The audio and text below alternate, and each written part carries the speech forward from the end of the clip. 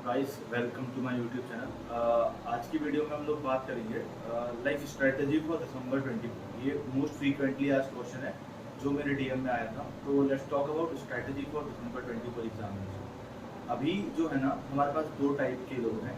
एक वो स्टूडेंट्स जो किसी वजह से जून 24 क्लियर नहीं कर पाए, और एक वो लोग जो लोग पहली बार अपना अटेम्प्ट देने वाले हैं दिसंबर 24। दोनों के लिए स्ट्रैटेजी ऐसा सेम रहेगी।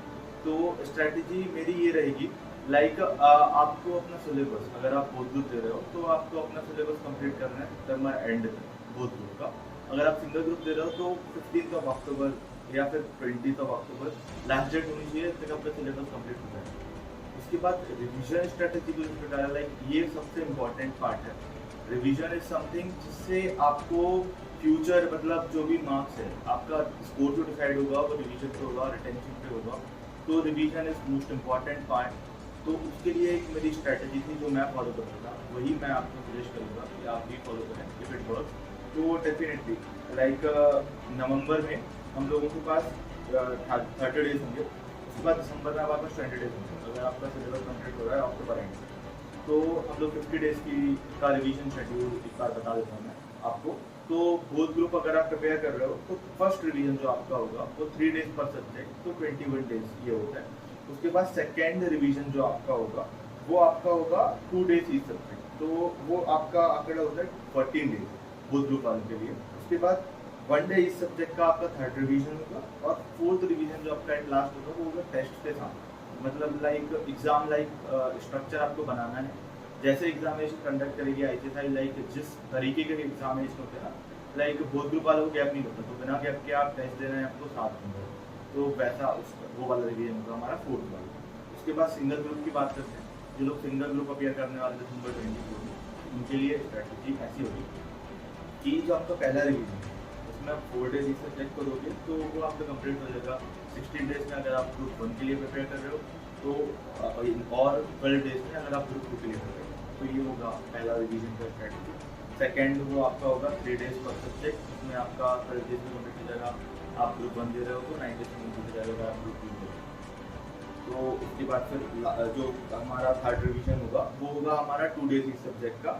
वो होगा हमारा 8 to 6 डेज में, डिपेंडिंग ऑन आप ग्रुप 1 दे रहे हो या ग्रुप 2 दे रहे हो। उसके बाद टेस्ट वाला रिवीजन हमारा लास्ट होगा, fourth revision same both group वालों जैसा ही, लाइक आपको एक दिन का गैप मिलेगा बीच में, तो आप वो ही कंसिडर कर सकते हो। आप एक दिन का गैप लेकर रिवीजन करके टेस्ट दे सकते हो।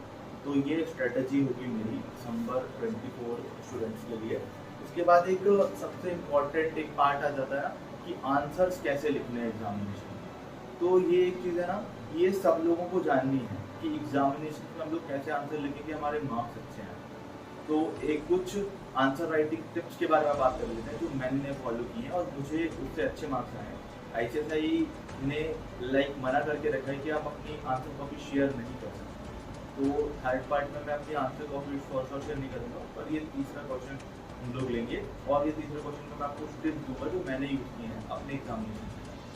तो आंसर राइटिंग टिप्स मतलब मेरा वे ऑफ आंसर प्रेजेंटेशन कुछ इस प्रकार था, ये पॉइंट्स मैं कर दूँगा। पहला, आपको फोकस ऑन वोकैबुलरी। जब तो फोकस ऑन वोकैबुलरी मतलब वोकैबुलरी ऐसी होनी चाहिए लाइक इंग्लिश एक बहुत बड़ा फैक्टर है। आपको उसमें कुछ भी मतलब ऐसा इंग्लिश की आपको प्रोनाउंसिएशन मिस्टेक नहीं होनी चाहिए, लाइक राइटिंग में कुछ भी वोकैब मिस्टेक्स नहीं होनी चाहिए, वो सब आपको ध्यान में रखना है। और राइटिंग बिल्कुल भी मैटर नहीं करती, मतलब आपकी राइटिंग कैसी है वो मैटर नहीं करती, आपका वे ऑफ प्रेजेंटेशन मैटर करता है। तो वे ऑफ प्रेजेंटेशन पे डेफिनेटली ध्यान दीजिए। उसके बाद केस बेस्ड क्वेश्चन के आंसर 3 प्रोविजन में मैं लिखा करता था, लाइक 3 पार्ट्स में। फर्स्ट पार्ट मेरा होता था रिलेटेड प्रोविजन, सेकेंड पार्ट मेरा होता था fact and analysis, third part मेरा होता था कंक्लूजन। तो रिलेटेड प्रोविजन में हम लोग प्रोविजन मेंशन करेंगे। For example, as per the provision of section 135 of the Companies Act read along with Companies Corporate Social Responsibility Policy Rules 2014, और उसके बाद प्रोविजन आ जाएगा। तो यही रिलेटेड प्रोविजन में आएगा। उसके बाद second part fact and analysis. तो फैक्ट एनालिसिस में आप लिखोगे पहले तो क्वेश्चन में क्या दे रखा है, लाइक इट इज गिवन कि एक पर्टिकुलर कंपनी है, उसका टर्नओवर इतना है, उसकी नेटवर्क इतनी है और उसका नेट प्रॉफिट इतना है, और ये मतलब थ्रेशोल्ड क्रॉस कर रही है कि नहीं, ये पूछ रहा है क्वेश्चन।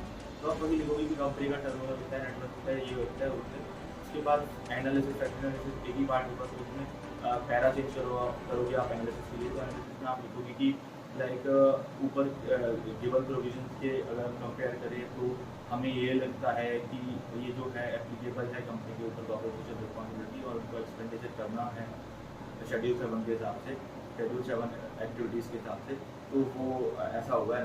तो उसका कंक्लूजन आपकी 1 या 2 लाइन की होनी चाहिए, लाइक उसमें सिर्फ इतना होना चाहिए कि हाँ या ना। लाइक क्वेश्चन था कि CSR एप्लीकेबल है या नहीं, तो आप लिखोगे कि as per the above fact and analysis and relevant provision CSR is applicable on organisation, तो ऐसा कंक्लूजन दिया।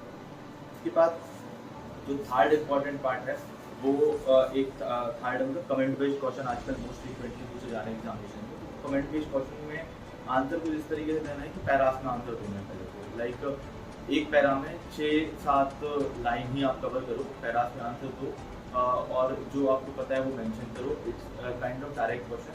तो और आप जैसे कुछ लाइन्स ऐसी भी होती हैं, तो फॉर एग्जांपल जैसे अगर बुक में दे रखा है गवर्नेंस इज की, तो ये वाली लाइन ऐसे कमेंट बेस में आ सकती है कि गवर्नेंस इज की कमेंट। तो इस क्वेश्चन को आप उसी तरीके से अटेम्प्ट करो कि पहले आप गवर्नेंस इज की लिखो, उसके बाद फिर उसको एक्सप्लेन करो जो भी आपका आंसर है। 6-7 लाइन एक पैरे की होनी चाहिए, जिसमें पैरा था आपको, और लास्ट में आप लिखोगे हेंस गवर्नेंस इज की। तो इस तरीके से आप कमेंट बेस्ड क्वेश्चन के साथ डील कर सकते हो। उसके बाद डायरेक्ट पॉइंट्स वाले क्वेश्चन भी आजकल मोस्ट फ्रीक्वेंटली पूछे जा रहे हैं। लाइक एक केस दे देंगे, उसमें 5 क्वेश्चन बैक टू बैक पूछ लेंगे कि RM कमेटी में कितने, मतलब रिस्क मैनेजमेंट कमेटी में कितने मेंबर होने चाहिए। दूसरा क्वेश्चन पूछ लेंगे कि कितनी मीटिंग्स होनी चाहिए रिस्क मैनेजमेंट कमेटी की। ऐसे 5 क्वेश्चन पूछ लेंगे वो, तो उनका आप आंसर डायरेक्ट देने के ट्राई करें। लाइक पहले आप लिख दो कि as per the provisions of LODR and particular relevant section of Companies Act. उसके बाद फिर आप मतलब ये डालोगे, एक क्वेश्चन का आंसर दोगे RM मतलब रिस्क मैनेजमेंट कमेटी में इतने मेंबर होंगे।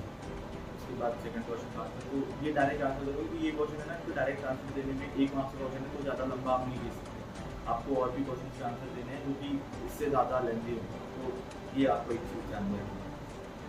तो I hope this video will definitely help you for good in your examination. बाकी कुछ भी आपका कोई क्वेश्चन है तो आप कमेंट्स में दे सकते हो, इवन आप इंस्टाग्राम पे DM कर सकते हो। I will definitely. And thank you very much for watching the video.